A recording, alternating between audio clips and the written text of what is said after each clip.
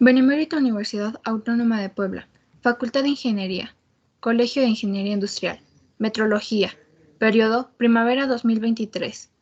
Nombre del grupo: Arellano Elvira Dana Paola, Arenas Herrera Marien, Argüelles Amador Aurora, Barojas Figueroa Sofía Vianey, Bautista Vadillo Miguel.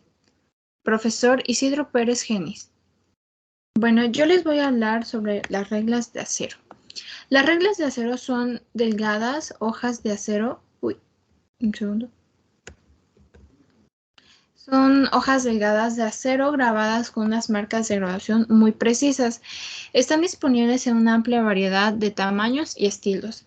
Yo creo que todos conocemos alguna regla de acero, aunque sea chiquita o grande. Había unas gruesas y unas delgaditas, pero pues eso ya va dependiendo. Las reglas de temple de muelle. Representa el tipo de regla más común utilizada para mediciones generales en el taller. Los tamaños más usuales son el 6 y el 12 pulgadas, aunque se fabrican en longitudes que van desde 1 hasta 144 pulgadas. Estas son adecuadas para realizar tareas de medición, pero cuando el espacio está limitado o cuando la regla debe flexionarse, debe utilizarse una regla angosta o flexible. Como les había dicho, quizá en la primaria o algo así, en la secundaria les pedían la regla de acero para que pudieran hacer bien las mediciones, pero no faltaba quien doblaba su regla porque o estaba muy grande o porque quería jugar con ella. La regla angosta se utiliza para hacer mediciones en lugares donde una regla rígida estándar no resulta apropiada. Por lo general se fabrican en anchos de 3 sobre 16 o a un cuarto de pulgada. Y longitudes de 6 a 12 pulgadas. Las reglas flexibles. Se utiliza en casos donde la regla debe flexionarse ligeramente para hacer una medición. Son las más delgadas y angostas que la regla estándar y con frecuencia pueden utilizarse en lugares donde la segunda resulta inadecuada. También se hacen en longitudes de 6 y 12 pulgadas. Estas son un poco más flexibles, pero no afecta, o sea, no se estira ni nada. O sea, la medición sigue siendo exacta. Las reglas de gancho. Tiene un gancho que puede ser fijo o ajustable. En este gancho sirve para localizar el punto de referencia de la regla y permite realizar mediciones exactas, incluso en lugares donde el extremo de la regla quede fuera de la vista. Estas se fabrican de anchos pequeños o estándar y en longitudes de 6 y 12 pulgadas. Bueno, el juego de las reglas consiste en una serie de 5 pequeñas reglas de 1/4, 3/8, 1/2, 3/4 y 1 pulgada. Este juego es útil para efectuar las mediciones en espacios limitados, tales como ranuras, surcos, chaveteros, donde no se pueden emplear las reglas, otro tipo de reglas. Bueno, seguimos con la lectura de la regla de acero. Al examinar una regla de acero, se pueden ver las series de líneas igualmente espaciadas a lo largo de cada borde. Estas líneas se denominan gradaciones y determinan la escala de la regla. La escala de la regla es la relación entre el número de gradaciones y la unidad de longitud, usualmente 1 pulgada o 1 milímetro. Al leer una regla, identifíquese primero la escala.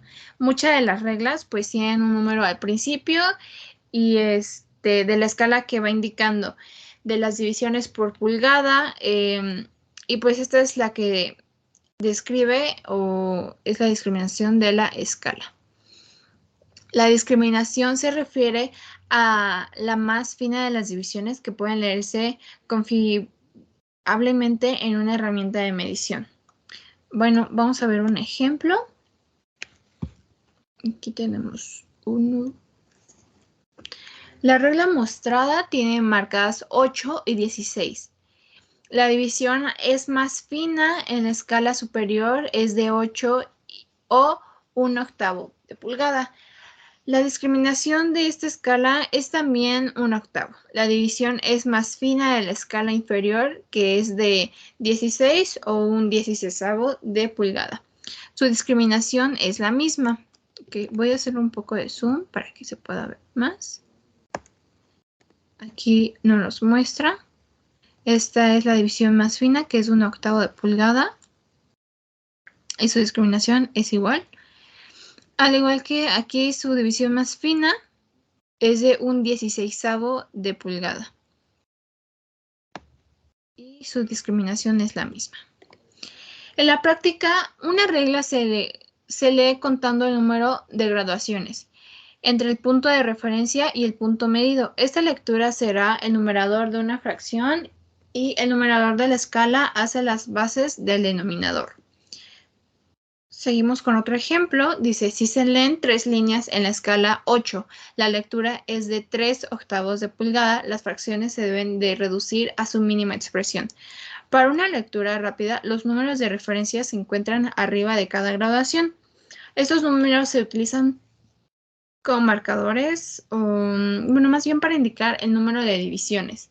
Para leerlas, pues simplemente se debe encontrar el número de referencia más cercano y sumarse o restarse según correspondan las líneas del punto medio al número de referencia.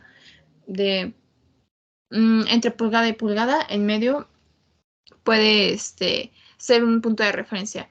Para leer, simplemente se debe encontrar el número de referencia más cercano y sumarse o restarse según corresponda a las líneas del punto medido al punto de referencia.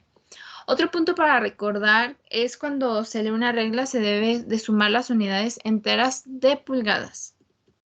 Bueno, aquí voy a quitarle el zoom. La escala en pulgadas decimales. Bueno, primero tenemos que identificar la escala.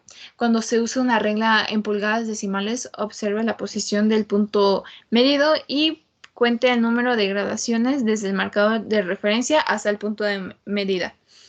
Cada línea de graduación es una escala de 1 sobre 100, que es igual a 0.0010 pulgadas. Cada línea en la escala de 1 sobre 50, que es igual a 0.020 pulgadas. En la escala de 1 sobre 10, pues es a 0.100 pulgadas. Las reglas milimétricas están graduadas en milímetros y medios milímetros.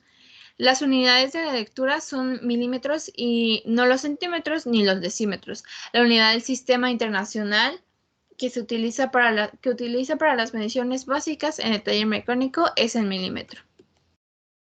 La dimensión está leída como 135 milímetros y no como 13 centímetros. Algo que hay que tener en cuenta es que los milímetros casi siempre están divididos de centímetro a centímetro. Entonces, de un centímetro a otro, pues existen 10, teniendo un punto medio.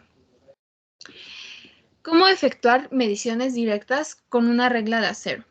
Bueno, pues estas se pueden agrupar en dos clases generales, directas e indirectas. Las mediciones directas son las que llevan a cabo una regla exclusivamente.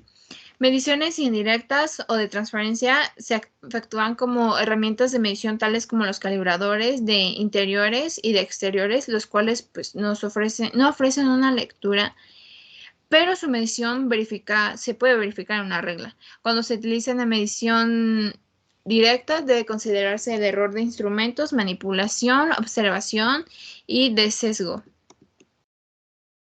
El error en los instrumentos. Se debe a la mala calidad, el desgaste o mal uso. Como les decía,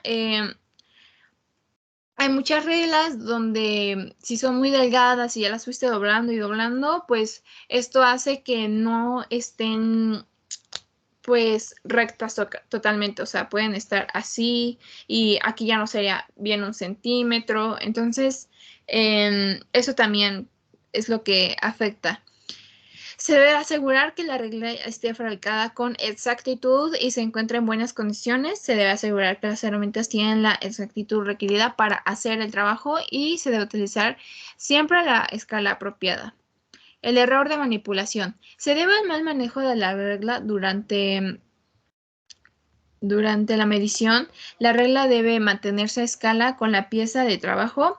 Cualquier inclinación o deslizamiento, un aire que llegue por ahí, pues puede afectar la medición. Al iniciar la medición se debe conocer dónde se encuentra el punto de referencia, porque si después quisiéramos volver a verificar, no va a ser lo mismo si medimos en 1 a que hayamos medido en 2. El error de observación o de paralaje. Tiene un lugar por un desalineamiento entre la regla y el observador. Para leer con exactitud una regla debe sostenerse apropiadamente y la observación debe hacerse en el ángulo visual correcto. El error de sesgo. Es lo que impone una influencia inconsciente en una medición. Aquí tenemos una imagen, nos las puede representar mejor. Bueno, seguimos cómo efectuar mediciones indirectas con una regla de acero. Las mediciones indirectas o de transferencia se realizan tomando primero el tamaño de la pieza de trabajo con un calibrador de interiores o exteriores y después transferir lo marcado a una regla donde pueda medirse el tamaño. Hay muchas veces donde quizá una regla no puede caber, pero sí otro objeto. Lo que pasa es de que si quiero medir, no sé, mi mano, pero aquí no puede caber o está en un lugar donde no puede caber una regla súper grande, pues vamos a meter, no sé, imaginemos que mi mano no es mi mano, vamos a decir, ok, vamos a de un extremo, empezamos el punto de referencia.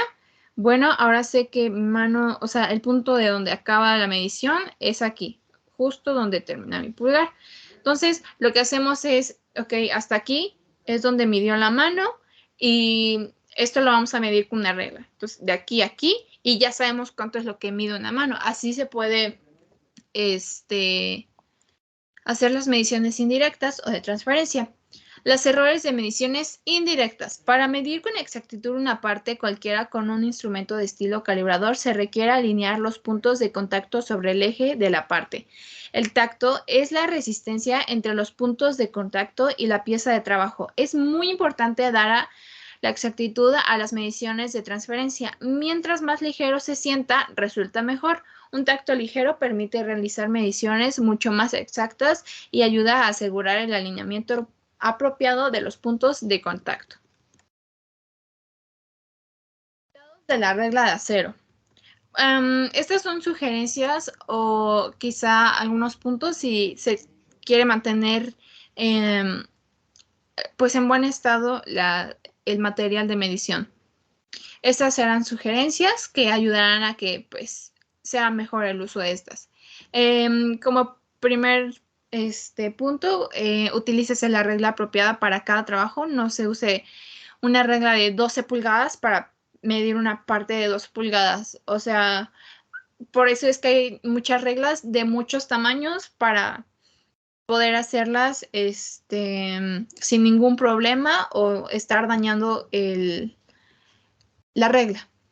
Seleccionar la escala apropiada, como ya les había dicho, se debe dar a la regla un trato cuidadoso, donde también el acero no se pueda oxidar.